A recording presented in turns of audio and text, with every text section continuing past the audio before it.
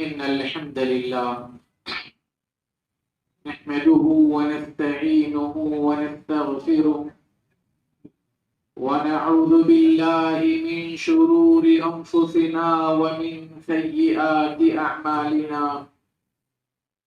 من يهده الله فلا مضل له ومن يضلل فلا هادي له أشهد أن لا إله إلا الله وحده لا شريك له وأشهد أن محمدا عبده ورسوله أما بعد فإن خير الكلام كلام الله وخير الهدي هدي محمد صلى الله عليه وسلم وشر الأمور محدثاتها وكل محدثة بدعة وكل بدعة ضلالة وكل ضلالة في النار.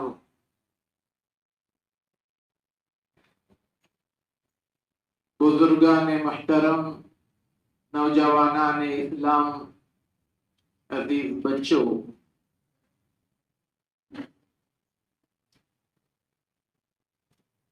پچھلے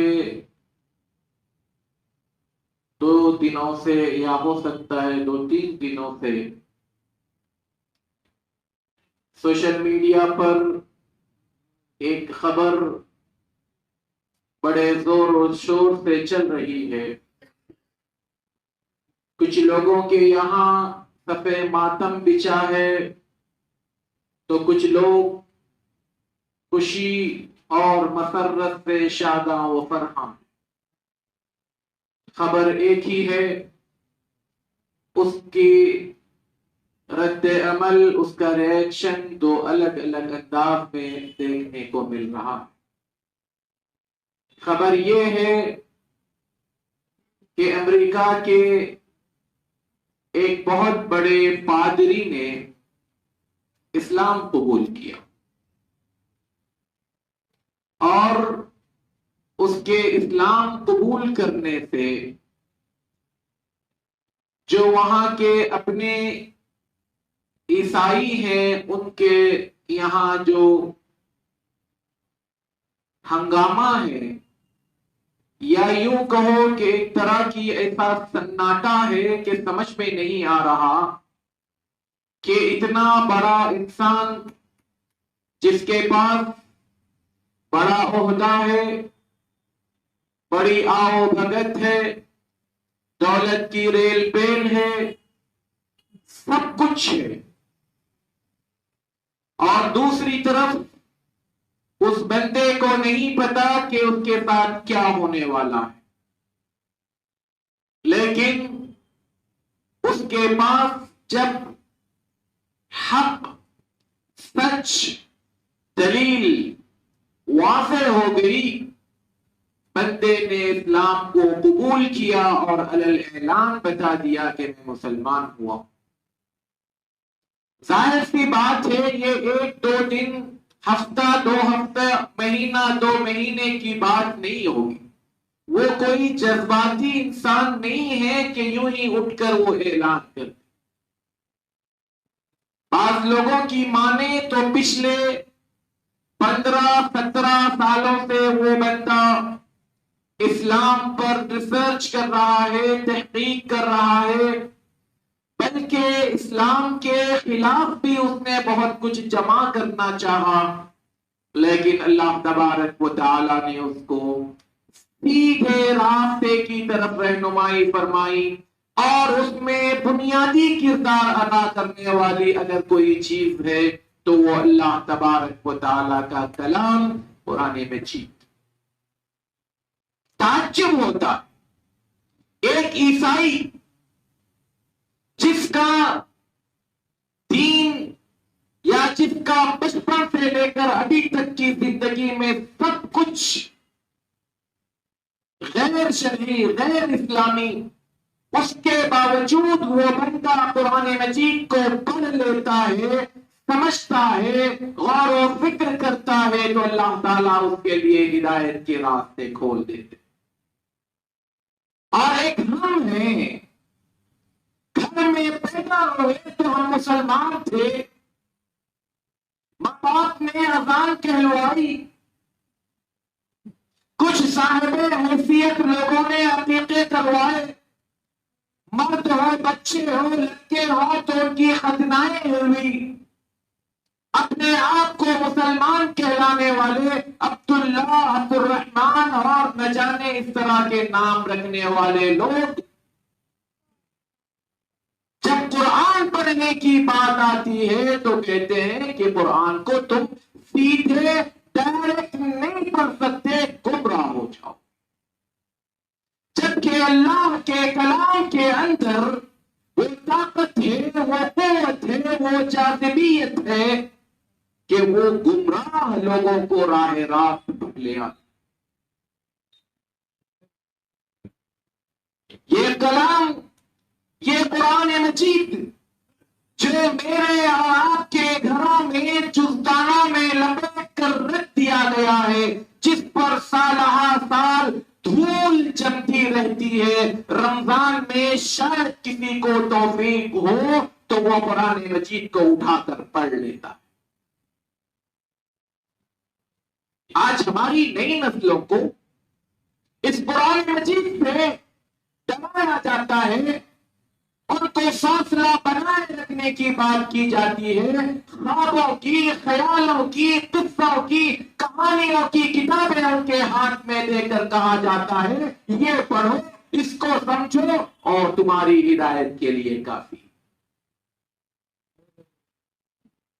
آج امت مسلمہ ذلیل ہے، رسوا ہے، خوار ہے، اس کی بنیادی وجہ یہی ہے، جیسے کہ اللہ کے رسول صلی اللہ علیہ وسلم نے فرمایا ان اللہ یرفع بهذا الكتاب اقواما ويضع به الاخرین، اللہ تبارک و تعالی اس قرآن مجید کے ذریعے سے اس کو پڑھنے والے، اس کو سمجھنے والے، اس پر عمل کرنے والے، اس کی دعوت و تبلیغ کرنے والے، اس کو دوسروں تک پہنچانے والے، یہ وہ لوگ ہیں جو ترقی کرتے ہیں، عروج کے منازل طے کرتے ہیں، جو دنیا میں عزت اور وقار پا لیتے ہیں، اور جو اس کے برعکس چلتے ہیں، اس کتاب کو چھوڑ بیٹھے، اس کو پڑھنا چھوڑ دیا، اس کو سمجھنا چھوڑ دیا، اس پر غور و فکر کرنا چھوڑ دیا، تو اللہ تبارک و تعالیٰ اس کی قوموں کو ذلیل اور رسوا کرتا ہے۔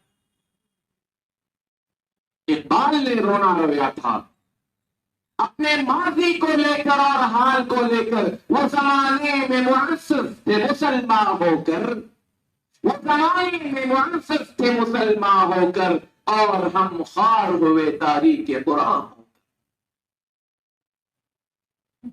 آج قرآن مجید کی ہمارے گھروں میں کیا ویلیو اور کیا حیثیت ہے؟ میرے اور آپ کے پاس تو حال یہ ہے، مہنگی سے مہنگی اسکولوں میں ہم پڑھاتے ہیں، ٹیوشن میں شاید اسکول سے زیادہ فیس ادا کرتے ہیں، جب قرآن پڑھانے کے لیے کسی اچھے استاذ یا اچھے حافظ اور قاری کی بات آتی ہے تو ہمارے پاس دینے کے لیے ابھی بھی چند سکے ہو سکتے ہیں، چونیاں اور اٹھنیاں لے کر اگر کوئی پڑھاتا ہے تو پڑھائے، ورنہ مع السلامہ چلے جائے۔ قرآن کے پڑھانے والوں کی کیا ہے؟ اللہ کے رسول صلی اللہ علیہ وسلم نے فرمایا خیرکم من تعلم القرآن وعلمہ، تم میں سب سے بہترین انسان وہ ہے جو قرآن کو سیکھتا ہے اور قرآن کو سکھاتا ہے۔ کیا آج واقعتاً اس قرآن مجید کے ساتھ میرے اور آپ کا لگاؤ ہے؟ کیا میں اور آپ اس قرآن مجید کو پڑھتے سمجھتے ہیں؟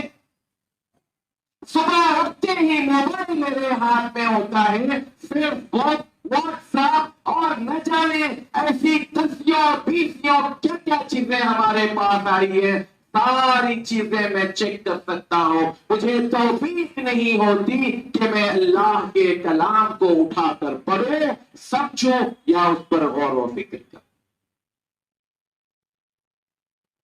برادران اسلام، قرآن مجید میں اللہ تبارک و تعالی نے مجھے اور آپ کو آواز دے کر کچھ باتیں بتائی. دنیا میں کہیں پر بھی کسی بھی جگہ اس کو آزما کر دیکھیں. اگر کوئی بچہ آپ کو آواز دے آپ کا نام لے کر آپ کا رشتہ بتا کر, تو کیا آپ اس کو پلٹ کر دیکھیں گے؟ کیا نہیں دیکھیں؟ بچہ کم عمر ہو چھوٹا ہو تب بھی اگر آپ کو آواز دے کہے ابو جی ماموں چاچا بھیا, کیا آپ کا اس کے ساتھ رشتہ ہے؟ معصوم بچہ ہوگا. آپ کو پتا ہے کہ وہ بچے کے پاس کہنے کے لیے کچھ نہیں ہے, صرف یوں ہی آواز دے رہا ہو. اس کے باوجود آپ پلٹ کر دیکھیں گے کہ وہ مجھے آواز دے رہا ہے, مجھے بلا رہا ہے. مجھے وہ کیا کہنا چاہتا ہے. اور اگر وہ بچہ بہت معصوم ہو, اپنی بات اپنے ناصف ضمیر کو ٹھیک سے ادا نہ کر رہا ہو, تب بھی آپ اس کے سامنے بیٹھ کر اس کو سننا چاہو گے, سمجھنا چاہو گے اور اس سے کچھ مزید کچھ کہلوانا چاہو گے کہ بچہ کہنا کیا چاہے. ایک چھوٹے بچے کے ساتھ میرے اور آپ کا رویہ ایسا ہے. انسان کتنا ہی جابر, ظالم, غصے والا کیوں نہ ہو, سخت کیوں نہ ہو, سنگ دل کیوں نہ ہو, پھر بھی اس کا یہ رویہ ہوتا ہے کہ وہ اس کو سنتا. میرے بھائیوں, کیا خیال ہے آپ کا؟ کائنات کا رب قرآن مجید میں ایک دو بار نہیں 10-20 بار نہیں سینکڑوں مرتبہ آواز دیتا ہے, یا ایھا الذین آمنوا, یا ایھا الذین آمنوا, یا ایھا الذین آمنوا. اے ایمان والو, اے ایمان والو, اے ایمان والو. میرا رب پکار رہا ہے. کتنے ہیں ہم میں سے جنہوں نے میرے رب کی آواز پر پلٹ کر دیکھ کر کبھی یہ سوچا کہ میں دیکھوں تو صحیح میرا رب مجھے آواز دے کر کیا کہنا چاہ رہا ہے. کبھی توفیق ہوئی اس بات. کتنی باتیں اللہ تبارک و تعالیٰ نے قرآن مجید میں اس طرح کی آواز دے کر, اس طرح کی ندا دے کر, اس طرح کے جملے استعمال کر کر مجھے اور آپ کو بلایا. یہاں دو میں سے ایک بات, یا تو میں سرے سے کہہ دوں کہ وہ مجھے نہیں بلایا جا رہا ہے, میں ایمان والا نہیں ہوں, اور شاید ہم میں کا کوئی انسان بھی اس بات کو کہنے کے لیے تیار نہیں ہوگا کہ بھئی مجھے آواز نہیں دی جا رہی ہے. جن کو آواز دی جا رہی ہے وہ توجہ دے, وہ سنے, وہ رکے. مجھے آواز نہیں دی جا رہی ہے, لہذا میں نہ پلٹوں گا, نہ دیکھوں گا, نہ سنوں گا. تب تو یہ بات ٹھیک. یا تو دوسری صورت یہ کہ آپ آواز دینے والے کو اس بچے کی اتنی بھی اہمیت نہیں دے رہے ہیں. نعوذ باللہ, میرا خالق, مالک, مدبر, اسکول کائنات کا چلانے والا مجھے آواز دے رہا ہے, اور میرے نزدیک اس چھوٹے معصوم نہ سمجھ بچے سے بھی گیا گزرا سلوک میرے رب کے ساتھ میں کر رہا ہوں. سوچ کے دیکھیں, ذرا کمپیئر کر دیکھیں. وَلِلَّهِ الْمَثَلُ الْأَعْلَى. آج امت مسلمہ قرآن مجید ان کے لیے صرف ایسی جگہوں پر استعمال کی جانے والی چیز ہے جو رسم و رواج کے طور پر, بدعت و خرافات کے طور پر استعمال کی جائے.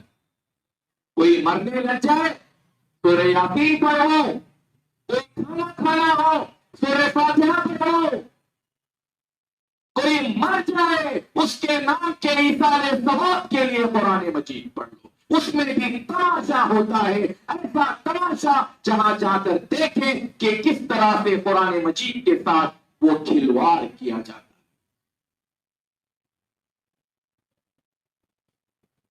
قرآن مجید کی اہمیت ہمارے پاس کچھ نہیں رہی،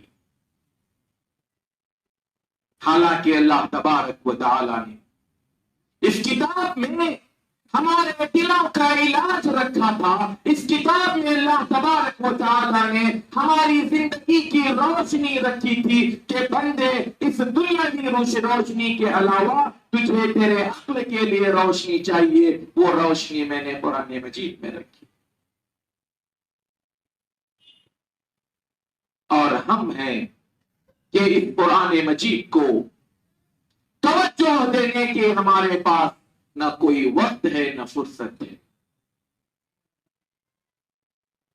برادران اسلام، ایک عیسائی آدمی، پادری، فادر، سوچ کر دیکھیں آخر اس میں کتنی گہرائی میں گیا ہوگا، کتنا کچھ وہ اسلام کے خلاف قرآن کے اندر سے کیڑے نکالنے کی سوچ لے کر بیٹھا ہوگا۔ اس کے باوجود بھی اگر اس کو ہدایت کا راستہ ملتا ہے تو پھر ایک مسلمان کا بچہ اگر ہدایت کے لیے لے کر بیٹھے تو اللہ تعالیٰ اس کے سینے کو کتنا کھول دے۔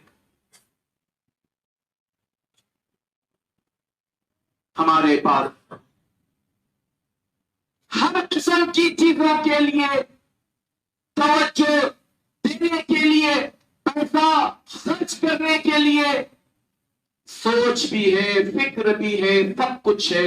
ہمارے اپنے بچوں کو قرآن مجید کے علم سے منور کرنے کے لیے ہمارے پاس نہ کوئی سوچ ہے نہ کوئی فکر۔ ہاں، کچھ لوگ اپنے بچوں کو قرآن پڑھا دیتے ہیں اس لیے کہ قسم کھا کر کہہ سکے کہ ہاں بچے کو قرآن پڑھنا آتا ہے، اور وہ بھی کیسے آتا ہے؟ ہم میں کا ہر شخص دوسرے کو جانتا ہے کہ ہمارے قرآن پڑھنے کا انداز کیا۔ تو یہ ایک بہت بڑی خوش کن، بہت اچھی بات ہے کہ ایک عیسائی نے قرآن مجید کو سمجھ کر دنیا والوں کو بتا دیا کہ واقعتاً اسلام ایک سچا اور حقیقی مذہب ہے، رب کا دین ہے، اور یہ محمد صلی اللہ علیہ وسلم اللہ تعالیٰ کے سچے رسول ہیں۔ ابھی دنیا بہت باقی ہے، آگے اس کا کیا کیا ری ایکشن آئے گا، پازیٹیو بھی نیگیٹیو بھی، یہ آگے چل کر وقت بتائے گا۔ ایک بڑی دنیا کی آنکھیں کھلے گی اور نہ جانے اس کی وجہ سے اللہ تبارک و تعالی کتنے لوگوں کی ہدایت کا سامان پیدا کرے گا۔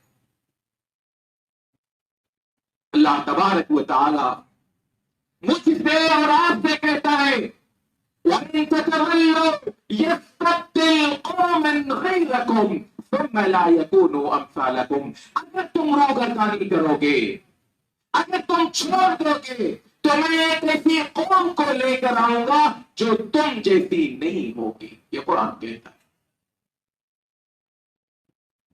اور آج ہم دیکھ رہے ہیں میرے اور آپ کی نااہلی کی وجہ سے، نکمے پن کی وجہ سے اللہ تبارک و تعالی ان کے یہاں سے، غیروں کے یہاں سے ایسے لوگوں کو اٹھا رہا ہے جو دین کا جھنڈا بلند کریں گے، اس کے پھیلے کو لہرائیں گے اور یہ دین دنیا میں غالب ہوگا۔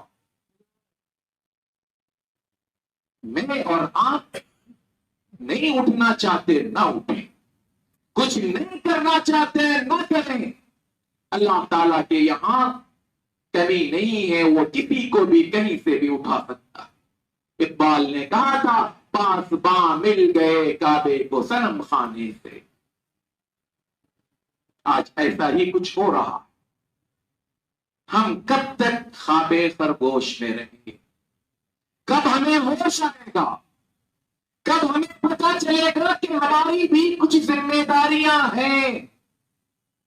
کب ہم اس بات کو لے کر اٹھیں گے کہ میرے اخلاق، میرے کردار، میرا گفتار، میرا سب کچھ یہ خود بھی ایک نمونہ اور اسوے کے طور پر دنیا دیکھتی؟ یہ ایک بڑی اچھی خبر تھی، لیکن بدقسمتی یہ، اس خبر کو میں نے یوٹیوب چینل پر ایک ایسی جگہ سے سنا، اس کی سرخی دیکھ کر میں نے اس کو کھولا. ایک غیر مسلم لڑکی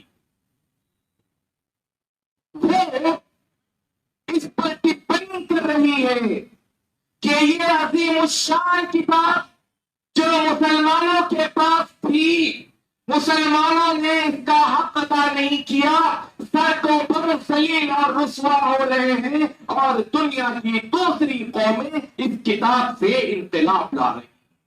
ایک غیر مسلم لڑکی، غالباً ملی ٹائمز یوٹیوب چینل ہے، جس کو جا کر دیکھنا ہے وہ دیکھ. اور جس طرح سے اس نے لتاڑا ہے مجھے، آپ کو، پوری قوم کو، کہ تمہارا رویہ قرآن کے ساتھ کس قدر سرتیلا ہے، تم نے قرآن کے حقوق کو کس طرح سے روندا ہے، پامال کیا ہے. جو سلوک تم قرآن کے ساتھ کر رہے ہو، یہی سلوک قدرت تمہارے ساتھ کرے گی.